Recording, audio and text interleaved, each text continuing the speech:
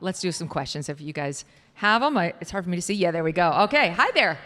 Hi, Megyn. I'm Megyn. Hi, yes, we've met. Yes. Nice to see you. Yes. I love you.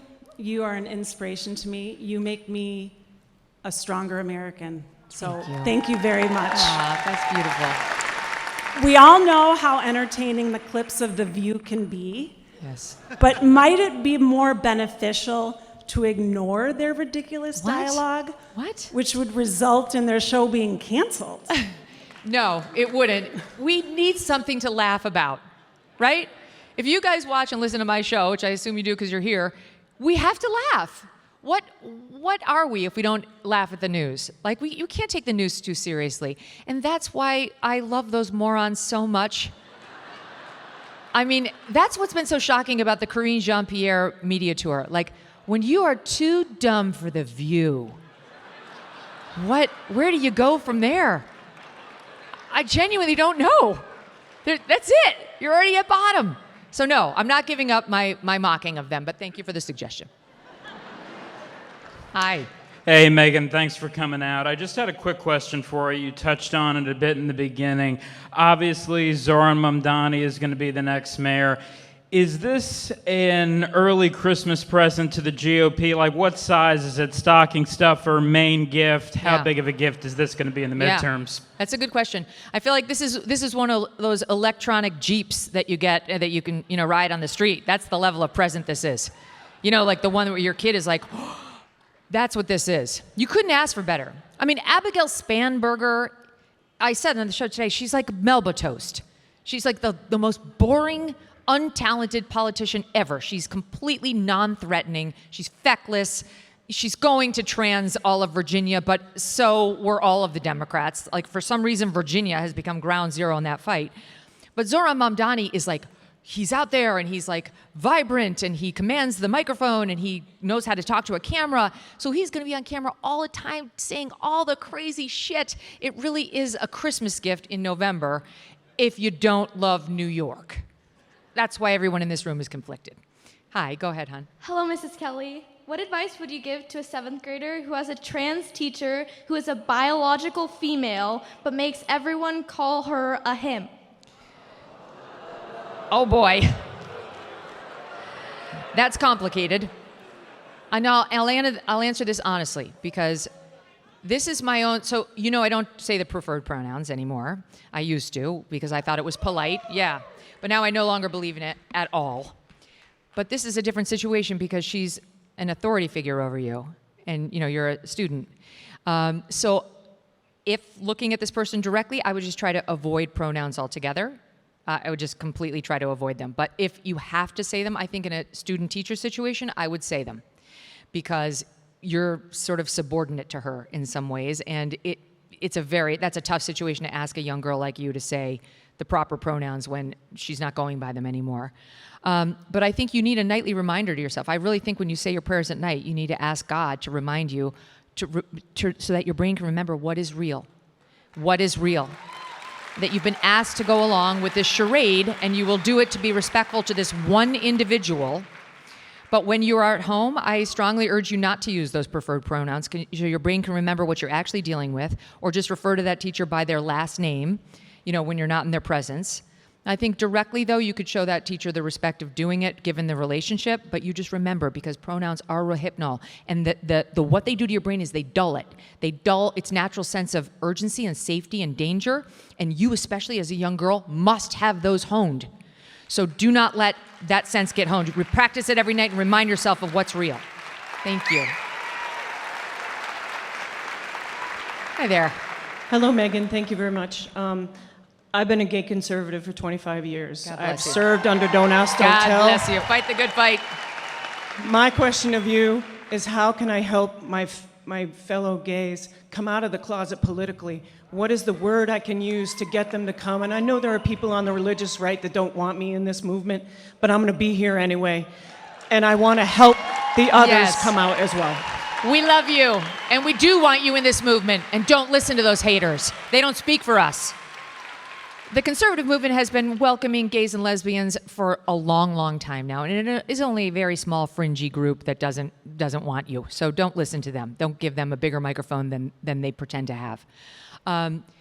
Your fellow gay conservatives, I think they're waking up bit by bit. I really think we're seeing more and more of them, and I really think that the craziness of the TQ crowd has driven quite a few LGBs over to the political right, because they realize we love lesbians, we love gays, bis I don't totally understand. I think those are usually gays. But the point is, we're not trying to trans you. We're not trying to change you from. We love our butch lesbians. Great, awesome. The lipsticks are fine too. We love our effeminate gay boys. That's fine. That's awesome. We don't think they're secretly girls. Only the Democrats think that. It's truly they have that law in Colorado where it's you can't have conversion therapy now, and they consider conversion therapy no longer what we used to think, which is you take a gay person and try to make them straight. Technically it's that, but they also say it's when you take a kid who comes in and says, I might be trans, and say, yes, you're trans, that's what they want. They think if you say, are you sure? Let's talk about what's bothering you, and you want to have a discussion about it, they say that's conversion therapy. They want to convert little boys who might have any gender confusion into girls. That is completely bigoted. And I think the more we make that argument to our gay and lesbian liberal friends, the more likely we are to get them to step a little bit to the right, and a little bit to the right, and a little bit more. This is their tent. Thank you.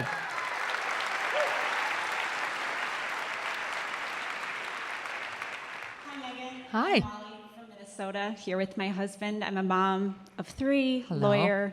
I love you, so thank you for this opportunity. Love you. My question is a tricky one. Okay. It's about your view on what we're calling platforming. Earlier this past summer, you challenged Charlie's decision to go on Gavin Newsom's podcast. I think with the idea being that his presence there legitimized Governor Newsom's facade of being a moderate, or kind of brought him into the national conversation. But more recently, you did not publicly question Tucker's decision to give an amicable interview to Nick Fuentes, and so who espouses views that probably should not be legitimized. And so my question is, how do you distinguish the two, and what responsibility do you feel as an independent journalist to give or not give a platform to controversial or even bad actors? Thank you. Thank you for that. Totally fair question. Just to correct you, though, I did not object to Charlie going on Gavin's podcast because it legitimized Gavin or enhanced his platform. It was that I believe he's in training for 2028 to run against J.D. Vance, and I object to us helping him. I don't think we should help. He spent no time in our circles. He doesn't give a shit how we feel about the world. He's only spent his years mocking it. And now that he wants to run for president, he wants to study us like lab rats. And he wants to get Bannon on there and Charlie on there. I think he has Tucker on there because he wants to train in how to debate us. And I don't think we should help him. I said it on my show. It's like the Rocky versus Drago, Rocky 4. Was that Rocky 4 or 5? Right? It's like, why would we help Drago? We're on Rocky's side. Somebody else can train him and put the sled behind him and all that crap. So that's what I objected to, not the platforming. Because in general, I'm fine with platforming. I'm like the guys on the fifth column. I don't even like that term. What is platforming? It's called interviewing. Diane Sawyer interviewed Jeffrey Dahmer. We do that as journalists. Literally, Mike Wallace had the head of the KKK on 60 Minutes in a hood. Now, generally, what you do is when you get somebody like that, you challenge them.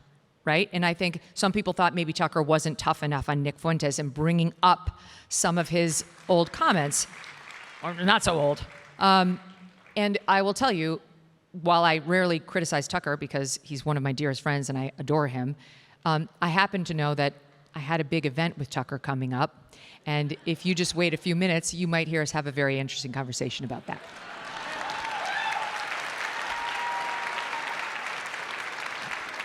Hi there. Hi, Megyn. My name is Donna. It's not so much a question, but just wanted to say thank you. In 2015, my son Michael was murdered by illegal gun violence at the age of 23. He was my best friend. And a lot of times, just to forget about what I was actually feeling, I would watch you on Fox just to keep my mind busy. And I just wanted to thank you. Thank you for coming to Westchester, to White Plains. We love you. So sweet. Thank you. I'm so sorry about your loss. Oh, I'll say a prayer for you and for him. Thank you. He's with the Savior, and he's in a great place, and I'll bet he's looking at us right now and cheering you for getting up and saying that.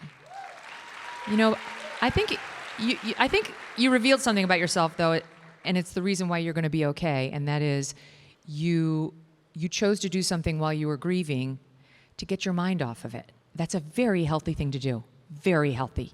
You know, we talk about this sometimes, but like people these days, they want to ruminate. They encourage one another to sit in their misery. Now, obviously, when you first had a massive loss, that's going to happen, and that's natural and that's important. But, you know, years as they go by, the more you want to ruminate and think about these things, the more unhappy you will be. And I really think, I've said this before, but my husband, Doug, is a Presbyterian, and he's really now convinced me that the best method is to just push it down. I know it's funny, but it's real. I was raised in the crazy Oprah generation where we let it all hang out, and then we were 400 pounds. This is not the way, my friends. The way is to turn on the news and distract yourself. Get your mind off of your problems for a little while. It's frankly why I think true crime is so popular. You know? Like, I use it for that, too. You can't think of anything when you're thinking about these terrible stories and who murdered this poor lady. By the way, it was always the husband. But I thank you for sharing that with me. Did you know gold is up around 40% this year? That's not speculation, it's reality. And if a portion of your savings is not diversified into gold, you're missing the boat. Here are the facts. The US dollar, still too weak. The government debt, still growing. This is why central banks are flocking to gold. They're the ones driving prices up to record highs. But it's not too late to buy gold from Birch Gold Group and get in the door right now. Birch Gold will help you convert an existing IRA or 401k into a tax-sheltered IRA in gold. You don't pay a dime out of pocket. Just text MK to 989898 and claim your free info kit. There's no obligation, just useful information. The best indicator of the future is the past, and gold has historically been a safe haven. So text MK to 989898 right now to claim your free info kit on gold. MK to the number 989898. Protect your future today with Birch Gold.